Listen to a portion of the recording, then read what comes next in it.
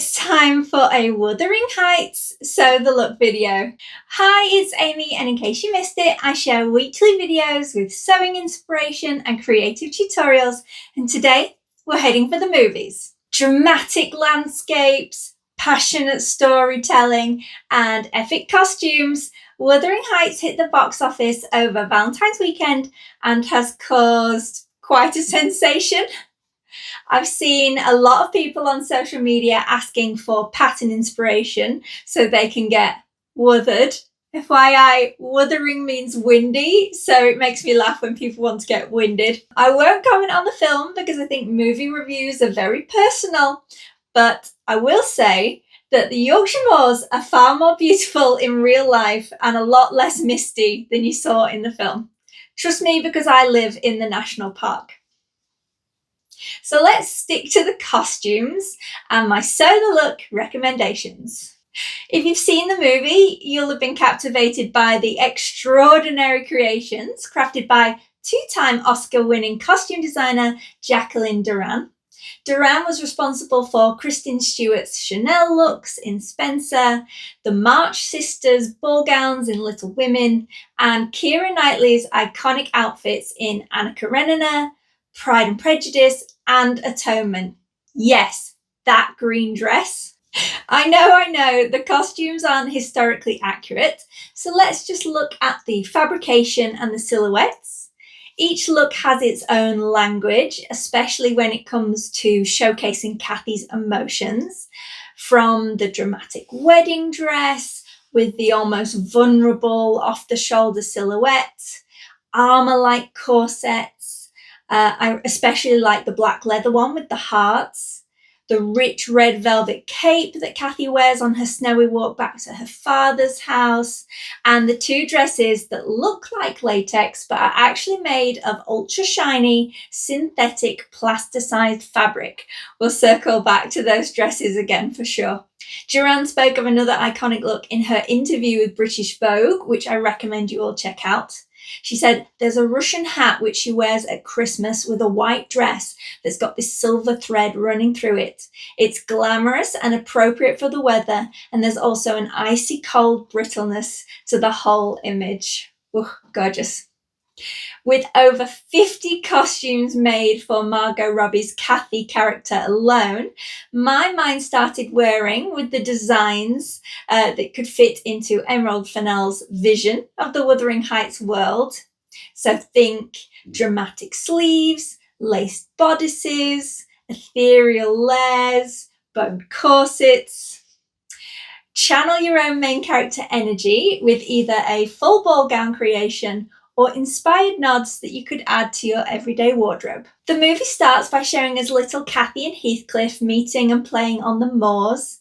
Simplicity 9592VC stood out to me, mostly because of the styling, that white blonde hair and the light coloured fabric choices.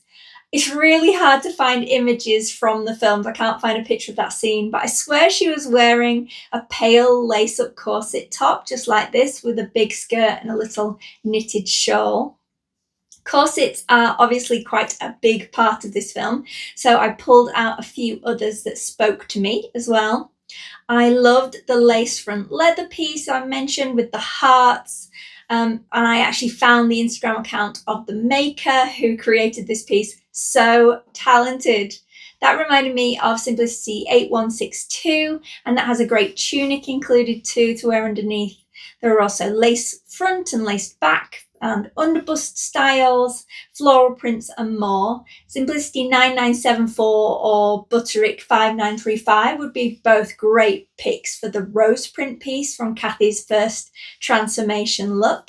S8579 is another great piece with all those quilted lines and the very low bust. Take a look at Butterick 4254 for an underbust corset and S3095 because you'll probably love the rose trimmed straps. I also like S3191 because it has a highly decorated bodice and included sleeves. There's so many epic sleeves in this movie.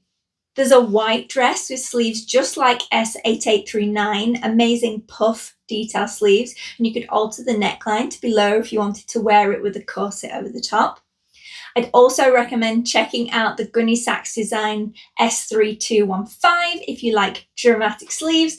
Those leg of mutton style sleeves are huge and bold, kind of what I imagine Kathy might wear if she was from the 80s. Wuthering 7017 is a sleeve only pattern with some really interesting sleeves that I could sort of see in this movie. I love the gathered head balloon silhouette of view B, as well as there's like a dramatic ruched sleeve option on view A. Before I get into some of the epic gowns, let's take a peek at another beautiful piece when Kathy travels across the bleak snowy moors to see her father. She's wearing a rich velvet red cape which stands out against the whiteness, very Little Red Riding Hood coded. So Simplicity 3190 is a gorgeous new cape design from Rain Emery with ruching that sort of makes a theatre curtain style swag detail. There's also an extensive video so long. I love that pattern. Okay, let's dig into the dresses. A lot of Kathy's dresses feature a wide neckline off the shoulders with a super low bust line, many with basque waists and voluminous skirts. The wedding dress features puff sleeves and padded hips. It looks really similar to Angela Clayton's McCall's 7885 design. S8411 is another great Kathy style with plunging neckline and shaped centre front waist. M7965 and B6501 are two great options, and I think you could easily lower the necklines and adapt the sleeves to create the billowing effect of that high shine black dress. That dress has been like one of the standout pieces that people loved from the film. It's so gorgeous. I mean, M7764 would have been the perfect starting point, but it's sadly out of print. I've seen some great videos of people using ultra high shine satin as a fabric substitute for their versions of this dress. Another Rain Emery piece that I love is S3063. Imagine it without the bat wings. I did a quick and dirty Photoshop to remove them so you can see what I'm seeing.